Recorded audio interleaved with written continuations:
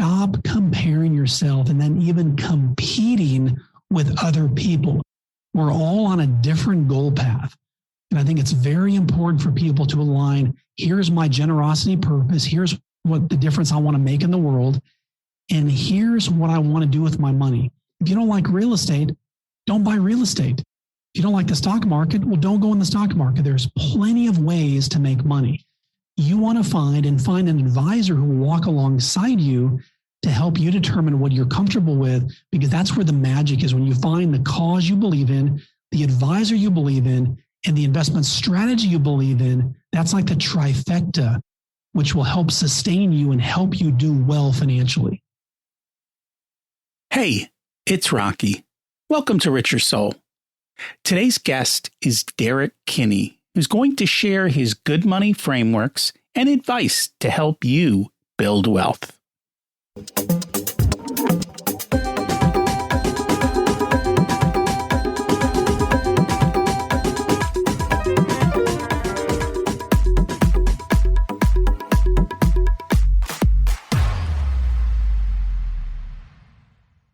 Imagine it's 12 months from now, and you've achieved your major life goals. How does it feel to be in the best shape of your life? To wake up energized, excited about the day? To have great relationships and friends who support you and propel you forward? How does it feel to have an excess of money, to be able to make the choices you want? To be fearless and open to trying new adventures? Imagine being connected to the universe and it providing everything you desire. It's possible over time, and your past does not dictate your future. The only thing holding you back from this vision is you. It's time to take control of our thoughts and use them to our advantage.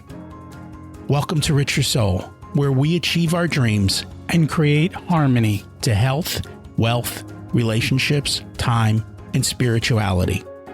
If you have not had a chance to listen to episodes 1 through 9, I encourage you to go back and listen to the framework behind Richer Soul and how to create the life of your dreams. You can also find all the show notes for this episode at richersoul.com. Today's quote is from Brooke McAlery.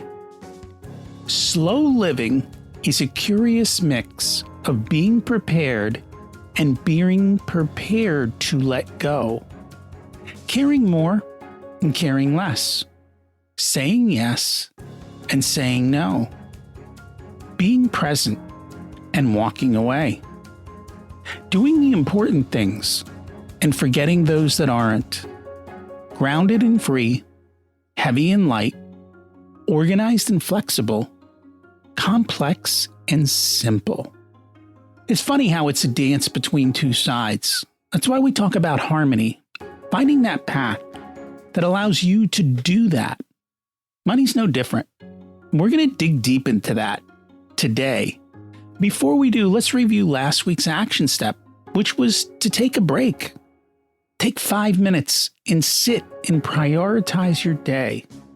It's a game changer. It really helps to slow down, right? So you can speed up. Kind of like that quote. I don't think we take enough time to think about life and making those bigger decisions. And you don't need to spend a ton of time doing it. 5 to 10 minutes a day thinking about your future can make a massive, massive impact. I have to say, I thought we were past the COVID hurdle, but here we are again with another round. Life is like that. It doesn't always go the way we want. Having money allows you the freedom to make choices in life. You need to stay home for your kids, put them in a different school, get out of tough work environments, or just escape for a few days. Money is the freedom to make those choices. And the reality is you don't need a lot to be able to do so. Our guest is an expert in money. As the man that media outlets like Fox Business, CNBC, and Reuters call on to make sense of complex financial topics, sought-after money expert Derrick Kinney believes money is not bad and good. People should have more of it. Derrick launched Good Money Framework and the new Good Money podcast to to change the conversation about money by teaching his community to put meaning behind their money and share good money insights from A-list guests like Matthew McConaughey, Daymond John, and Michael Hyman. Let's meet Derrick and learn some good money habits. Welcome to Rich Your Soul, Derrick Kinney. It's great to have you join us today. Rocky, I am excited to be with you. Looking forward to a great conversation. And I'm excited to be with you as well, and I'm looking forward to learning. So let's start at the beginning. What was it like when you were growing up, and how much did your family and school teach you about money? Yeah, growing up is quite a question for me because I moved 6 times before the 6th grade. Was born in a small city called Bellingham, Washington, up in the Pacific Northwest. Then we moved through Oregon, Oklahoma, Kansas, Buffalo, New York, and then Arlington, Texas, where I talk to you from right now, from the 6th grade on. So this is home. Looking back, though, I grew up in a very middle class to lower middle class family, didn't know what needs were not met. I do remember being on a baseball team one time and all the players had the fancy new shoes and I had the blue tennis shoes from Kmart, which I was mortified to wear, but nonetheless, it gave me a lesson that really money wasn't derived from what you wore. But growing up, I saw my parents try to provide for us a lot. Looking back, though, as I would ask my mom and dad about it, because I took an interest in money as a very young child, they would say, Derrick, we're just working to make ends meet. My mom would work part-time. Dad worked full-time as an engineer. But I saw them put the value of money, but they just weren't able to save a whole lot. And so what I saw with money wasn't any negative feelings, but that it was a tool to really just make sure you could live another day, not necessarily even retire, but just make sure that you could keep doing what you wanted to do. And did school teach you anything or not really? School did. I think back to when I was in college. I was actually a communication major at the University of Texas at Arlington, the local community school here. And it was interesting because my dad always told me, Derrick, just get your degree. It's a stepping stone for things yet to come. So I always enjoyed communication, speeches, talking, those kind of things. I thought I'll just pursue that and see what happens. I had a marketing minor. I ended up taking one personal finance class in college. That was it. So I go on to graduate and I take a job at a small software company in Fort Worth, Texas, kind of a startup. I was their one marketing person. But I realized about 6 months into it, after my paycheck bounced twice, if you can imagine, my tithing check to the church, calling the pastor, saying, hey, sorry about this, my check's about to bounce. That taught me a lesson that I can either work for someone or take the risk, bet on myself, and begin to launch my own venture. And that's when I then began to study in the evenings, worked on the weekends, and becoming a financial advisor, basically completely reinventing myself. Because I've always had this passion for saving and I loved growing money, giving money. But to do that professionally was something that really made my mind pop that I could make money helping other people make money as well. It's interesting that you found that clarity, it sounds like at a very young age. Yeah, it's interesting because looking back, I'd always enjoyed making money. I remember different businesses of ranging from cleaning people's driveways with a concoction I made up. They would pay me for that. Or one time I actually made an amortization chart and put it on the back of my closet in my room, and I would charge my parents interest for just loans they would let me charge them for. One time I had a bicycle inspection business where I made up little bicycle inspection tags and inspected bikes around the neighborhood. To me, it was just fun to make money. And I would keep, you're going to laugh at this, Rocky, but I would keep cash books where I actually recorded every dollar I made for like the first 5 years of my working life. And so my minimum wage was $3.35 an hour. If I found a quarter on the ground, a penny on the ground, I would write in there 01, found penny.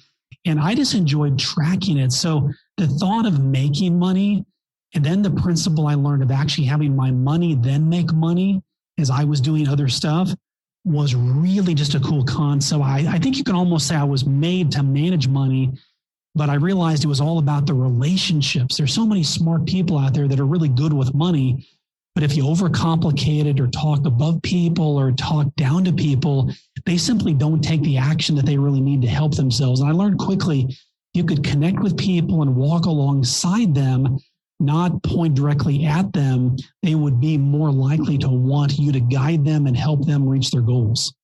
And that makes a lot of sense. You've got kids. Are you doing anything to teach your kids about money?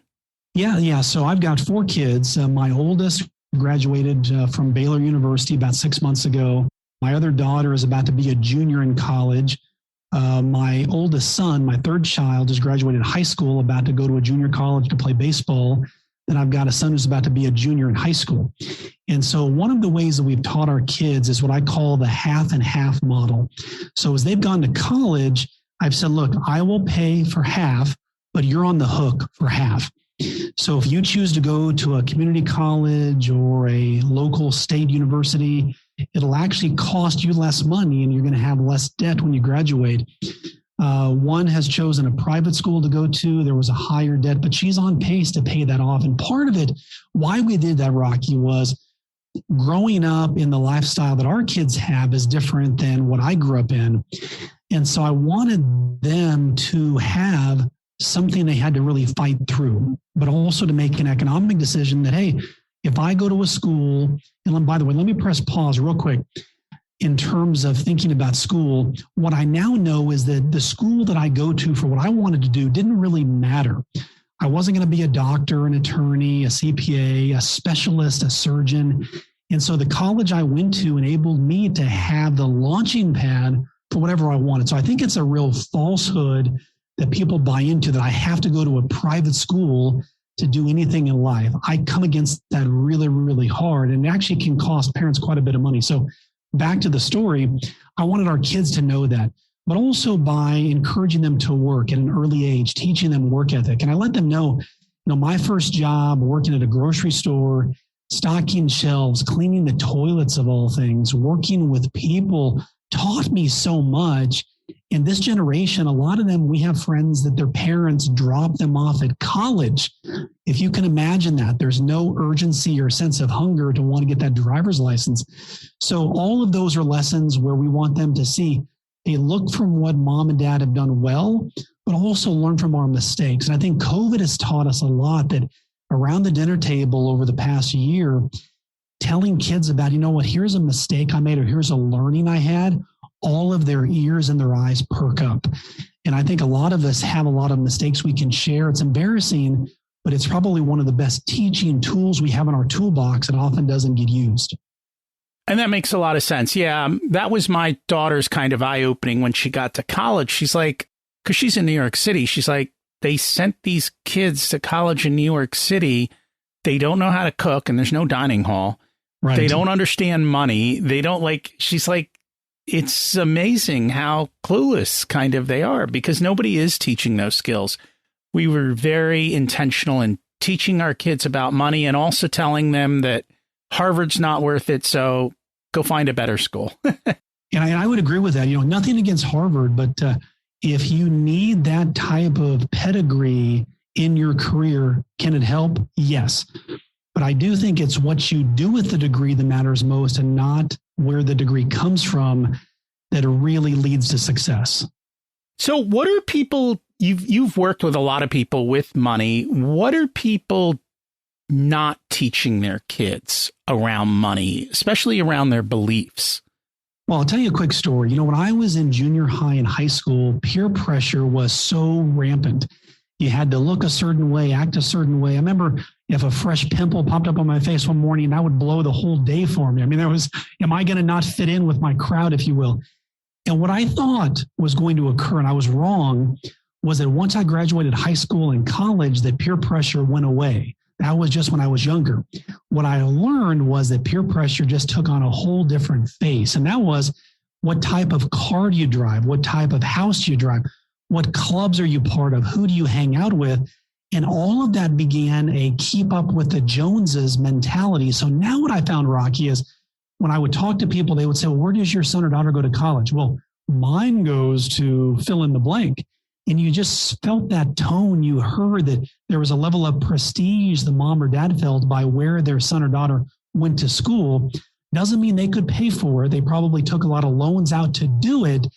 But I realized we're in this big comparison game. And for people to really get comfortable with their cash and in their own skin, requires them to look in the mirror and figure out, where is it that I want to go and my spouse or my partner want to go, and make sure that what I'm doing gets me on that path. Because just because someone says to me, here's a hot stock tip, if that doesn't line up with who I am and where I want to go, that's a great hot stock tip for you, but not for me.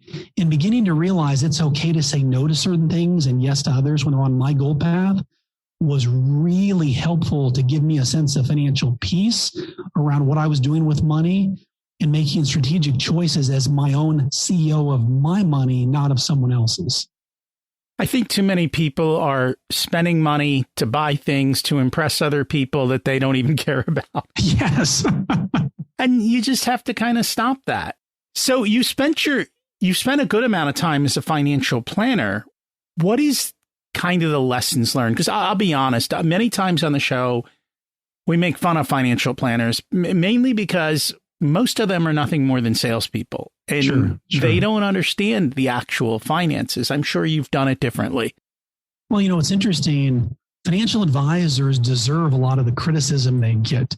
And here's why. It's because they often will think of information as something that's inside this heavily guarded, steel reinforced fence that only they can reveal to people. And that's simply not the case. People today have access to everything they need. Working with a financial advisor is a choice that a client makes because they want to have a relationship. And I'll tell you a story. Over 25 years, I learned very, very quickly that, you could bring on almost anyone that wanted to become a client, but my job was to determine if it was in their best interest to do that. So let's say somebody came in, they had $250,000, $500,000, whatever it was, and they said, Derrick, we want to work with you. We heard about you here, whatever it was. And I would say to them, why do you want to work with me? And inevitably they would say, well, I want to make better returns. I want to, get good, work on my money. I want to have somebody else to bounce ideas off of. And I would then ask them, you kind of get a sense around people the more you're around them. And I said, do you enjoy working with money? And they'd say sometimes, yeah, I really do. Well, how would you feel then if I stood between you and some things that you wanted to do? I wouldn't like that at all. And I said, well, let's talk about that, because if you decide to work with me and you really should be doing this yourself, then I'm going to be doing you a disservice. And I don't want to be the cuss word at your house. I want to be someone who's helping you and not causing you harm. So in rare cases, my job was to talk them out of working with me only because they didn't know that it was in their best interest not to work with an advisor. I would have been the worst answer to their problem. But in most cases, what I found is what people were looking for was a solution to their problem. And Rocky, you can buy a mutual fund, a stock, a bond. Those are commodities, as I call them.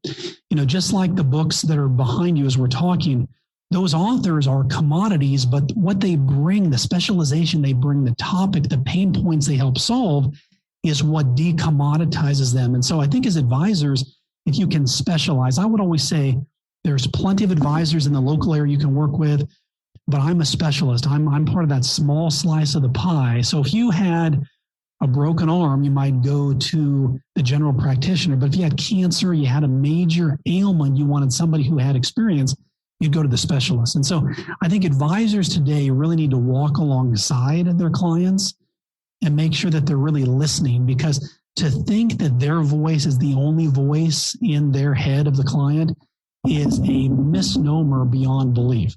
They're getting letters inviting them to retirement dinner seminars every week. They could eat free the rest of their life. They're getting hit on by other advisors. They're getting pelted on. And so I would just always encourage people to say, look, I know I'm not the only advisor in town. As you hear other things, you get other things in the mail, bring those to me. Let me be the filter of wisdom for you to make sure we're helping you achieve the goals that you want. So that would be what I would tell advisors that may want to up their game, because it certainly helped us really connect with our clients in a much deeper, more relatable level. And essentially, you have to know who the person is and what their bigger goals are. And then once you know that, then you can build a financial plan for them. And I think a lot of times people are, as you said, too often selling a product, not understanding the people who they are serving and so forth. So I was listening to one of your episodes, and you take a yearly sabbatical? Yes. Matter of fact, it's coming up at the end of July. Tell us about that. What is that all about? Yeah. So this may sound kind of funny to many people, but sometimes being away, just being in solitude, has proven to be one of my most profitable times. And here's why I say that. Every year, I've done this now, this will be my 5th year. I'll go away for about a week and I'll pick different parts of the country. Last year, actually 2 years ago, was in Boston. This year will be in Florida, where I love to go by the beach. And I ask myself 3 questions. First of all, how do I be a better husband? How do I be a better father? And how do I be a better business owner? And so the point of all that is to think and pray and journal, and just to write out, what does my ideal life in this moment look like? And I'll share a story with you, Rocky. So this was 2 years ago. This was July of 2019. And I'd begun to feel this a bit, but I wanted to really give some devoted time to it. Of having built a business for 25 years, I've always enjoyed national TV and radio and writing, all those things. And having a financial planning practice was good, but I made a list of all the things that I would really enjoy doing. And I wrote out a list, and on that list, surprisingly, was no longer being a face-to-face financial advisor. I was shocked because I've always enjoyed it. I love those relationships, those life stories I've helped to be a part of in people's lives. And I called my wife and I said, honey, are you sitting down? And she paused and she said, yes. I said, I think it's time to sell the practice. And as we talked through it, she said, Derrick, I fully support you. If you feel like the timing's good, let's go ahead and do it. And so within about 3 hours of the sabbatical, Rocky, my entire life had shifted. And it was because I was praying, I was in solitude, and it gave me time to work on myself, not just be myself. And I would encourage everyone listening, whether it's a day, whether it's 2 days, you think of the 365 days of the year you've got, and you've got to be on all the time. Doesn't it make sense to take a couple of those days as investment days to then receive the dividends the rest of the year? So fast forward then, January of 2020 was when I actually sold the practice. And so I exited July. So it's been almost a year, this July 15th. And what's come out of that now is writing a book, launched a podcast, doing more TV, radio. So all of those things I enjoy, just helping put money into a context where it's easy to understand. But what I found was so many people are just making money for the sake of making money. They want to retire. They want to put their kids through college. They want to pay off debt, all of which are very, very good goals and admirable goals. But I realized while it's temporarily fulfilling, it's not long-time satisfying. And what I wanted to do was craft a new money message where we attached meaning to it. And I want to go a little bit deeper as we go into the podcast on that, Rocky. But that's really what my passion is how do we encourage people to go make more money and actually make a lot of it, but use it for good, not just in your family, but in the causes, the injustices you see, the wrongs you want to right, and use that as a motivator to make more money so you can actually make more good in the causes that are most important to you. That's inspiring. And it's probably kind of leads into this next question, which is, what inspired you to start the Good Money podcast? Well, part of it came out of COVID. This was mid-March, and I had been doing quite a few TV interviews, and they began to say, look, we're no longer having live guests on the air. And that was a clue to me that if they're not doing that, then we're probably going to start seeing some shutdowns. So about a week later, the government shut the country down, and now we're all working from home for the most part. So I then was faced with a critical piece of that. I was still supporting the new buyer of my practice. I wanted to make sure that the transition went very smoothly. But I had a decision to make of either begin writing the book or launching the podcast, both of which were new concepts I wanted to kind of tease out and put some meat on the bones.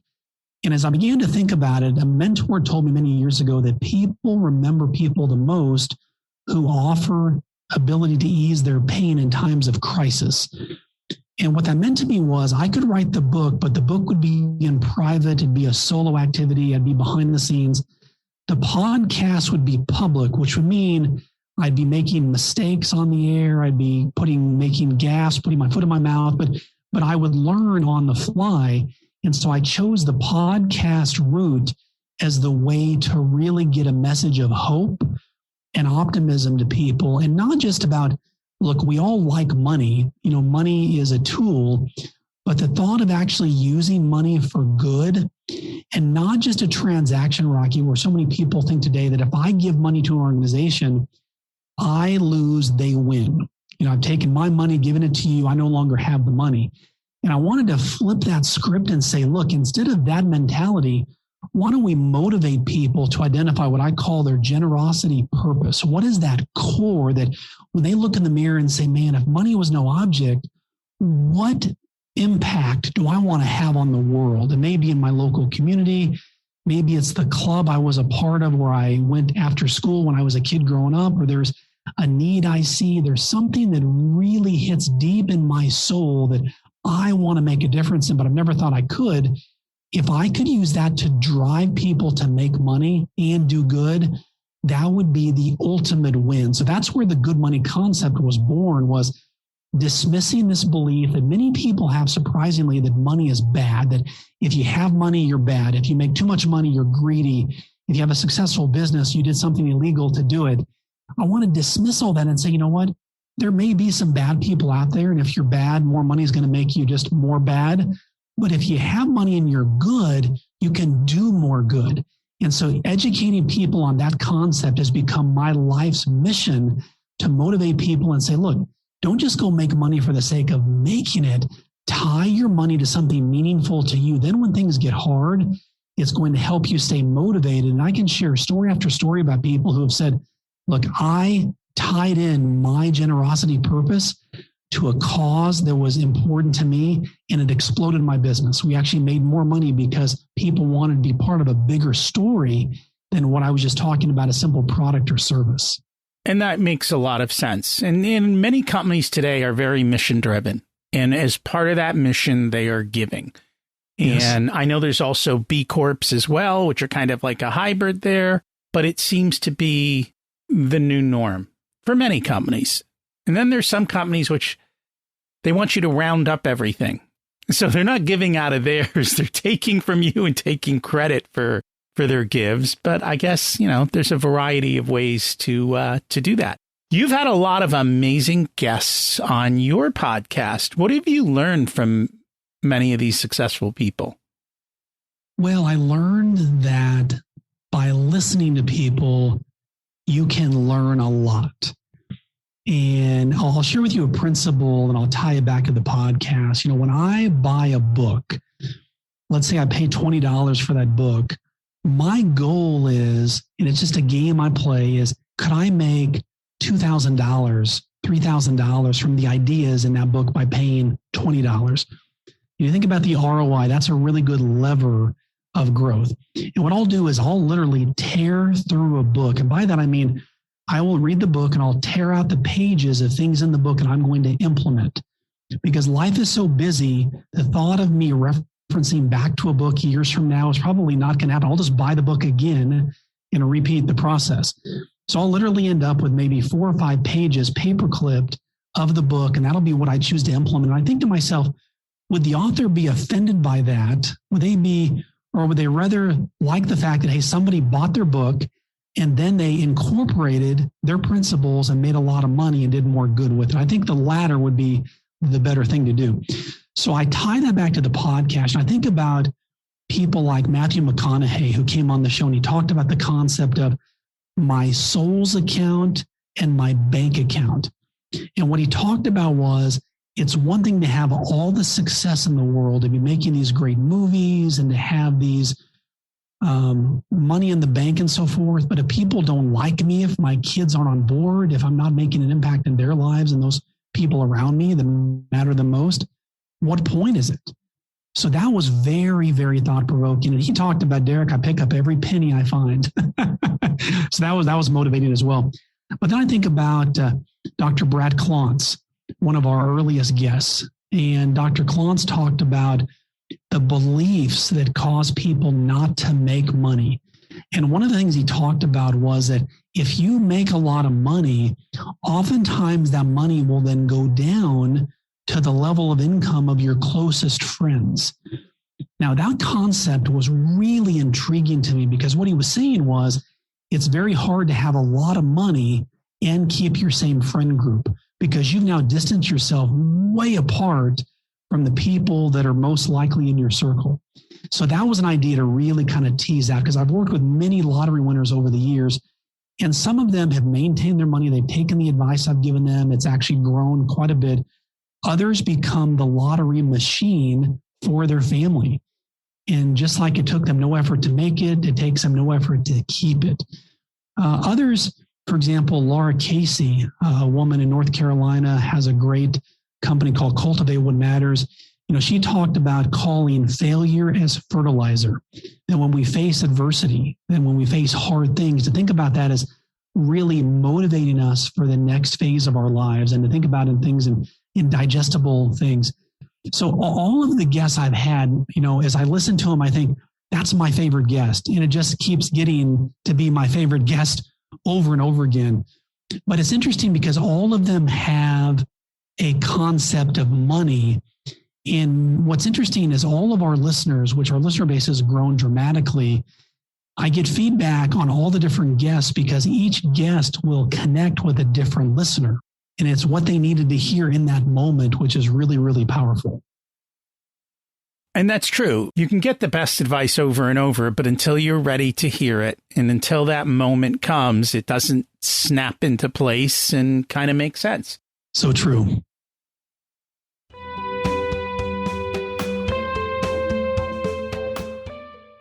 Today's episode is sponsored by Profit Answer Man Podcast. Did you know that most small business owners hate looking at their financials? It's one reason they may struggle with business success. The Profit Answer Man podcast helps them ensure they are profitable and can pay their employees and weather the storms we all have to face. It's built on the Profit First methodology of pay yourself first. The Profit Answer Man podcast is a must listen to for every small business owner and anyone who wants to help them survive and thrive. Check it out on your favorite listening platform.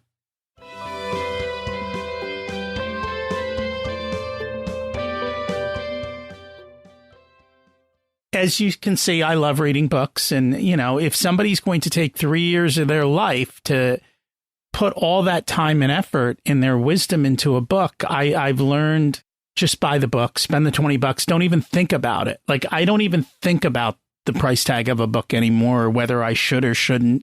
And it's incredible how much you can learn from what other people have experienced. And either you can make your own mistakes or you can learn from other people's, or you can also learn their success path and the clues that they leave behind so that you can do that.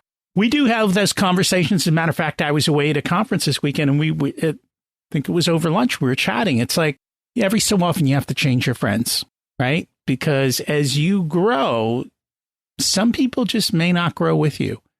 And so it's important to be very intentional with that and to make sure you surround yourself with people who support where you are and where you want to go in life.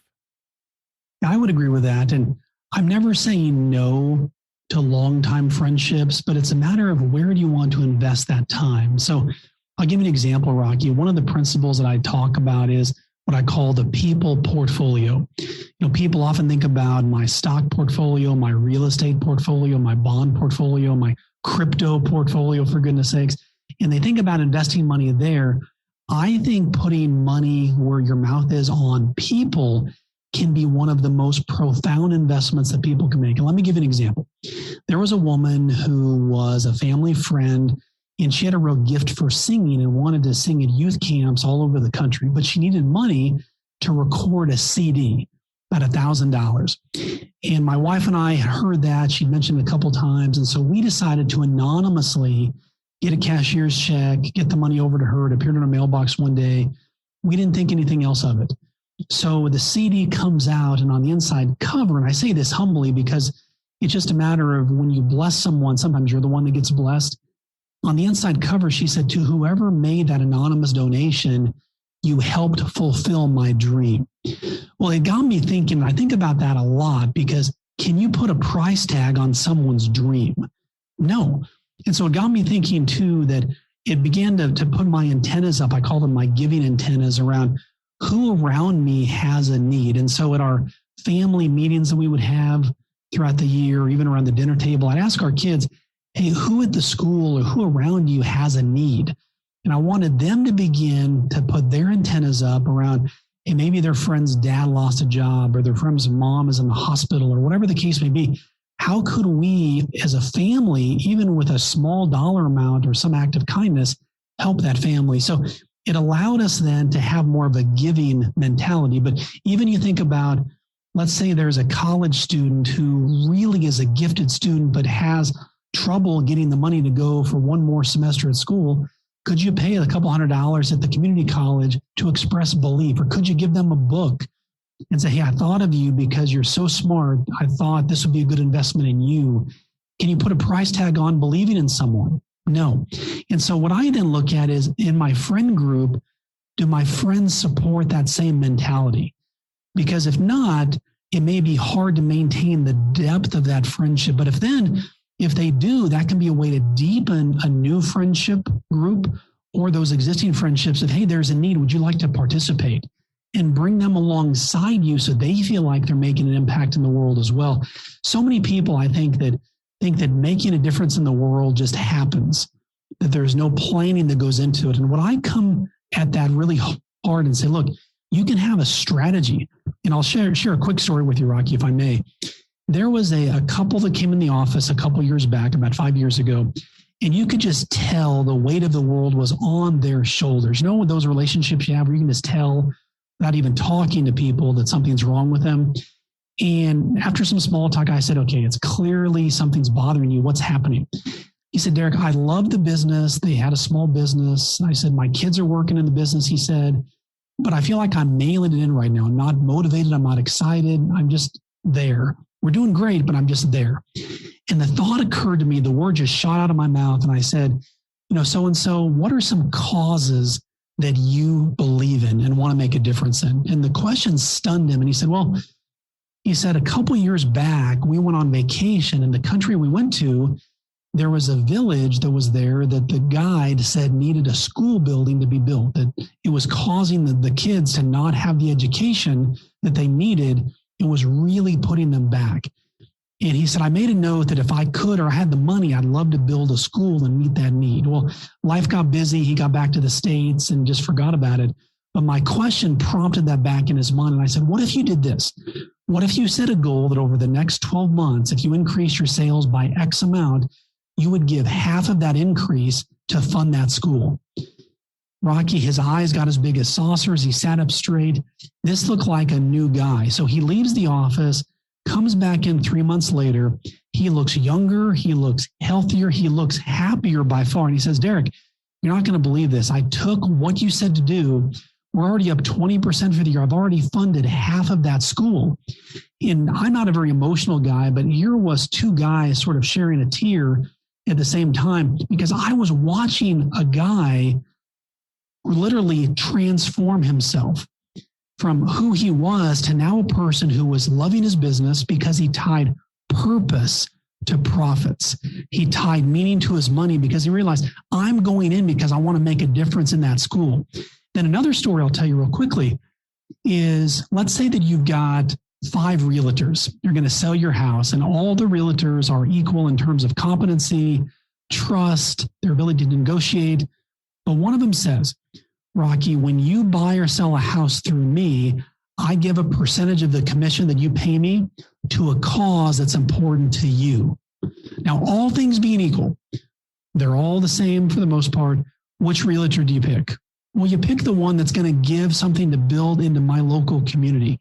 And that's the mentality. So if we let people know, here's what our generosity purpose is in terms of how we run our business, they're more likely to want to be part of that story. And if you can tell them, here's why I picked this organization, they want to be part of something bigger than themselves. So it's a very powerful concept to not just give, but also help your business be more profitable as well.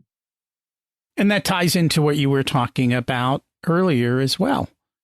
And it's, life is about giving. It's not always about taking. And I know for many of my clients, with the systems we use with them, we actually we help them to build profit, but then they designate, many of them, a percentage of their profits to go towards charity or tithing or whatever it is that they prefer, and also to support their employees, to help them share in the benefits of how well they have done in the business. And so all of that can be created and set into systems, and it's definitely doable, and it's a great way to keep everyone motivated, not just the business owner, but the people that they are helping. And that's a bigger part of life. What are some of the biggest mistakes that you see people making with money? Well, one of the biggest mistakes right now is to try to make up for lost time. COVID, I think, has been a big reset button for people. And I'll tell you a story.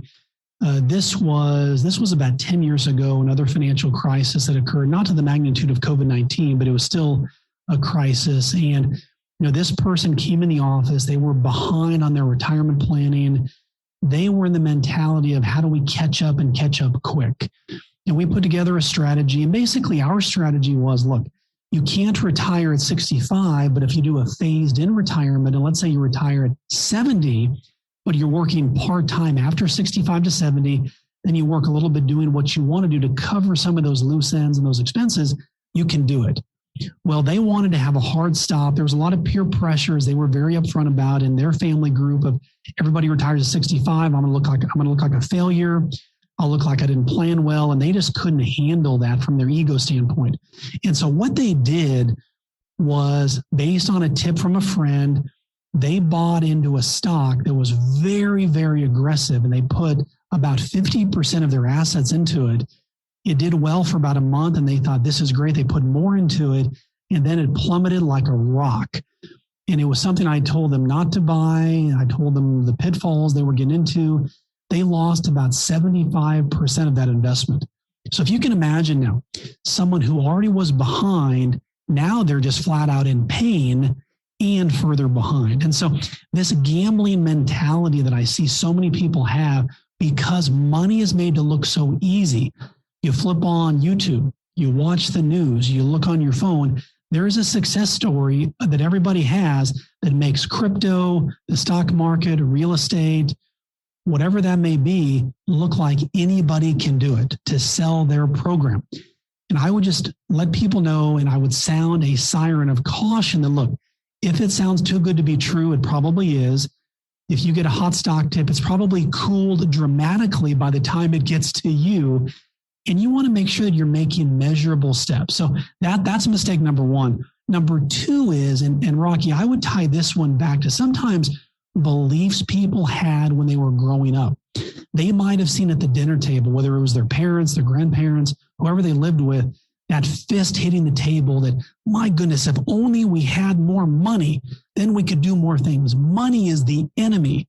And people that have money, they're holding it from people like us. There's the haves and the have-nots, and we don't have any of it. And children are very impressionable, and they see that, and they see the people who are in authority over them expressing that, they begin to believe that. And so one of the things that I want to, again, view as the enemy right now is that false belief. Morgan Housel, who I had on the podcast a while back, wrote a book called The Psychology of Money. And one of his concepts, which was really, really powerful, was in most jobs, you have to have a specialized education. If you're a doctor, an attorney, a CPA, a veterinarian, whatever it may be. But to be in the stock market, anybody can do it, and everybody has an equal chance of doing it. And he was a big advocate of things that I've been a big advocate of for many, many years, of things like exchange traded funds, indexes, or buying stocks that complement what you're doing. And doing that, you're keeping up with the market year by year. And so those are things that people can do to simplify and make themselves look smarter than they may be financially, but they're simply listening to the experts. And I think going back to what you talked about of just reading, if people can even watch on YouTube or they read a book and they read and hear from people who they respect, people on your podcast, people on my podcast, that's how you can move the needle financially. But the third thing I would say is stop comparing yourself and then even competing with other people. We're all on a different goal path. And I think it's very important for people to align. here's my generosity purpose. Here's what the difference I want to make in the world. And here's what I want to do with my money. If you don't like real estate, don't buy real estate. If you don't like the stock market, well, don't go in the stock market. There's plenty of ways to make money. You want to find an advisor who will walk alongside you to help you determine what you're comfortable with, because that's where the magic is. When you find the cause you believe in, the advisor you believe in, and the investment strategy you believe in, that's like the trifecta, which will help sustain you and help you do well financially. And you have to continually review it because life changes and your desires may change. And so it needs to constantly be updated. You've created the Good Money Framework, correct? Can you share a little bit about what that is and how that works? Yeah, so the Good Money Framework is a step-by-step system for helping people, number one, to identify what I call their generosity purpose, and then tying that to their goals. For example, step number one is discover the generosity purpose. Number two, to simply put, write down your top 3 financial goals. So much of financial planning is so esoteric. It's so over the top. I say on a sticky note, write down, here are the top 3 things I want to do. I want to pay off my house. I want to retire at this age. I want to pay off this other debt. Boom. There's a person's 3 goals right there. And that lets you get laser focused on what it is that you want. Then the third step is, what is your desired income? So if you're working right now, let's say that you're asking yourself, I feel like I'm underpaid. Why can't I get paid more?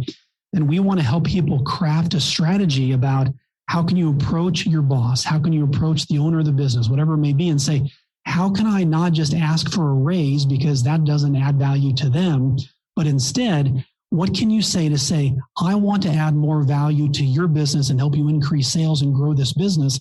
What can I do to help you do that so that I can then get paid more?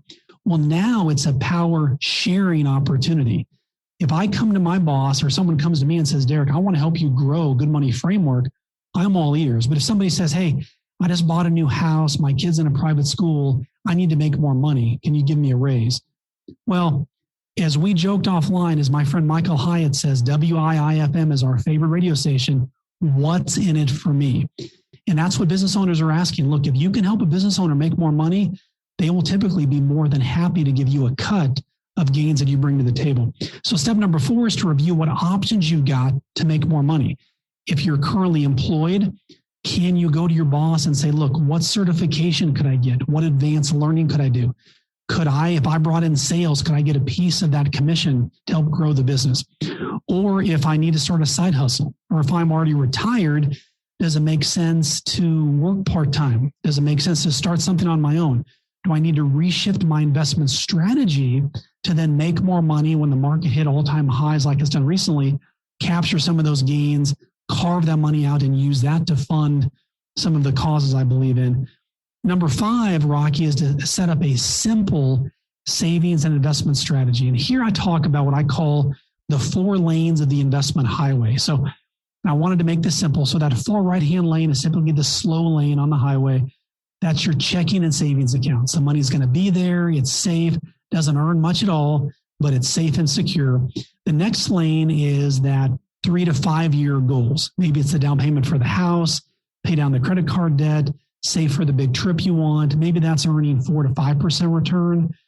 That third lane, second from the left, is the long-term lane. 401ks, IRAs, your retirement accounts, big blue chip dividend paying stocks, really where the bulk of your retirement assets is in that lane. And then your far left lane, that's where people get the most speeding tickets because they get pulled over by the cops. That's where you want to buy, I call it the play account, those more speculative things that intrigue you. That's right now maybe the crypto, maybe the hot stock, maybe the real estate deal. You may put a couple $1,000s into it or whatever represents a small, very small piece of your entire portfolio just to have some fun with it. On years where it does really, really well, you're like, why didn't I put more money into this? In years where it sinks, you're thinking, my gosh, I'm glad I didn't put much money into that. So all of those are ways to keep it diversified and keep it very meaningful to people. And then number 6, we want to implement your generosity strategy. So this is, look, do you want to support something nationally? You want to support something locally? What is the cause?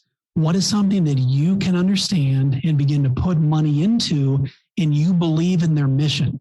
So if you want to use this as part of your business strategy, you can then explain to your customers and clients, we have adopted a generosity purpose for our business this year. Here's what it is, and here's why I selected it. Because growing up, I saw a need that I wanted to meet, and here's my chance to do it. So what you've done, this is where the power of this comes in. You've told your business customers and clients, we have a generosity purpose, which helps decommoditize you right there.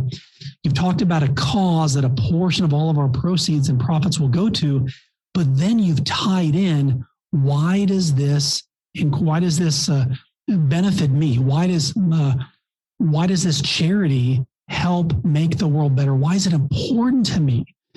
Those are all the things that people really buy into, and that helps really decommoditize you as opposed to someone else. And the last one is just to track it. Just like you track your net worth, I call that the report card for adults. You want to track your charitable giving as well. And as opposed to charitable giving, I like to call it more your generosity investing, because giving can often mean I give it and I have it taken away from me. By investing, you're getting back a dividend by what you have invested. It sounds like a simple and easy plan to implement. And I think the biggest part of that is the tracking. It's something that I find a lot of people don't do. They don't figure out what is it that they want and put together the plan to achieve it, and then constantly track how you're doing on your goals to achieving that. We do that every year.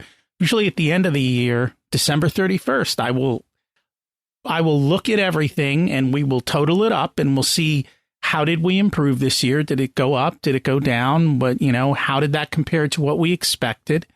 And then the other thing we do at that point is we go back and review our spending, and we say, did our money flow where we wanted it to?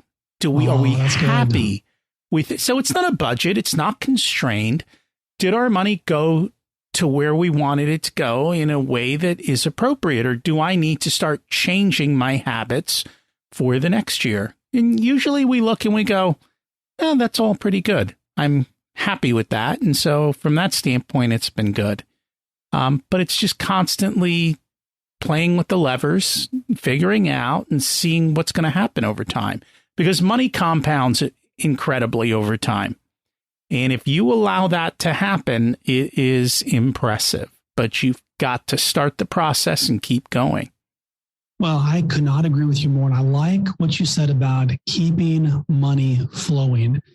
There's a visual that I talk about quite a bit, and it's so many people think about money as this, what would you say? It's a declining resource. It's a diminishing resource, that there's not more of it being made. It's whatever I have is all that there is. And that stops the flow. And often if you think about a pond, if you've gone hiking or things like that, a pond often has this, if the water is very still, it becomes stagnant, and there's this pond scum that forms, and it almost develops kind of a stench to it. And I think about money that's just trapped there, holding in clenched fists, that's not going anywhere, is just almost money with a stench to it. It just doesn't have any meaning to it. And when you keep the money flowing, keep earning it, keep investing it in these organizations, that's a belief, more of a mentality that more will be coming. People that are listening right now that may be thinking, Derrick, this is all I've got, I'm on a fixed income. What I would say to you is, as much as I may challenge your thinking, begin giving a little bit of that and begin to see the impact even a little bit of money can have. And then you'll begin to see, hey, I want to start giving more. And that's a way to keep that money flowing. So I could not agree with you more. And it does. That's why it's called a cash flow report, right? It's where your cash is flowing, and you can always change directions when you're not thrilled with the direction you're going. Based on our conversation, what's an action step people can take to move forward this week? Well, one action step would be to look themselves in the mirror and just ask, regardless of my current financial responsibilities right now, is there a cause that I would like to make a difference in? Is there a wrong that I'd like to right? Is there an injustice that I see in the world right now that I would love to make an impact in, but up until now, never thought that one person could. So I'd ask yourself that question. And then second of all, the action would be whether you take an hour, you take half a day, you take a full day, you take a couple days, but go away from your office, from your house, go somewhere where you can feel creative and you feel relaxed. It's kind of like that moment when you leave the office on a Friday at 5 o'clock, how good you feel. That's the feeling I want you to have during this time. But the purpose is to enter into that sabbatical time and just asking yourself, am I living the life right now that I would be proud of looking back one day?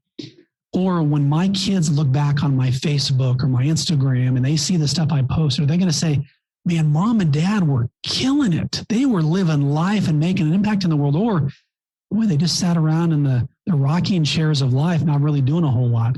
What does that life look like that you want, and begin to craft that?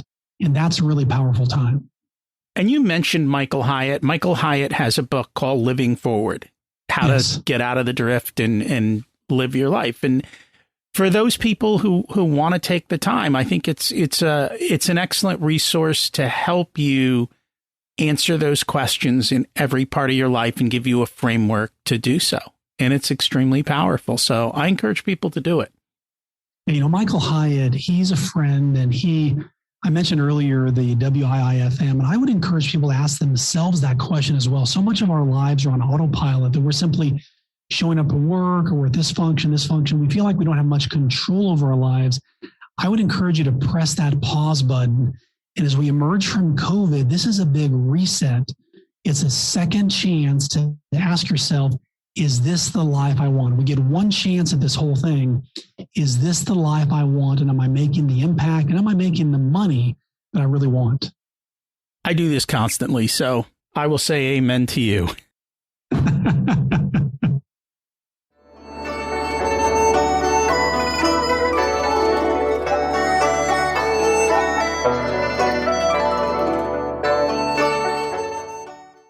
It's time to learn the secrets of life. What's your secret to living an abundant life? Well, my secret, if I would call it that, is recognizing where those blessings come from, and that's God. My quiet time and just seeking wisdom from God on things is really the key. But also within me, and maybe I was born with it or it's been cultivated, is just a sense of resilience, that when I've been knocked down in the past, I've learned from it, and it hasn't kept me pressed down. It's instead given me fuel to get back up again, and a belief in myself. And we're all going to get knocked down. The question is, are you willing to get back up? And are you willing to learn a lesson from what happened? And unfortunately, we grow in the valleys. We don't grow on top of the mountain. And so as much as we hate it in that moment, that is where our greatness comes from. What did you learn later in life that you wish you would have learned sooner? Growing up, I was teased quite a bit about my nose, and people around me let me know about it. It was pretty brutal in junior high and high school, especially those early years. And I then began to run for student government as a way to get out of that. And I began to get elected, and that was a way to kind of validate myself as a person. What I did, though, was I realized I was simply being who other people I thought wanted me to be, and I wasn't really me. And so if I could rewind the tape and go back and talk to my earlier self, I would say, look, you can still be elected, but just be who you are. People will like you for who you are, and they won't like you just because of who you think they want you to be. One of the things I would tell kids is just own it. Like, yes. If you make fun of yourself for that particular item and you own it, they get bored and move away. Right. If you were to give an 18-year-old one specific piece of wisdom, what would it be? Yeah, I would tell them what I tell that age group at a business club that I teach at our kids' school and have for the past several years. You want people to know you, like you, and trust you. in that there's a lot of people out there. And ultimately, when opportunities come up, whether it's to babysit, whether it's to work part-time at their company, to be an intern, people are looking for trusted people that other people like and know, so they don't have to take a risk on them. And in a conversation among adults, you want to be a name that always pops up, that Rocky is that person, Susan is that person, so-and-so is a person you can count on and trust them. That's what I tell them. You want them to be that way, because that will open up more doors than close them in their future. So true. If people would like to find your work, listen to your podcast, what's the best way for them to find you? Well, I love hearing from people, and one of the best ways is to connect with us on Instagram at Derrick T. Kinney, Derrick, the letter T, Kinney, Kinney, or on Facebook at Derrick Kinney. Also, you can subscribe and listen to our podcast, which is called simply Good Money.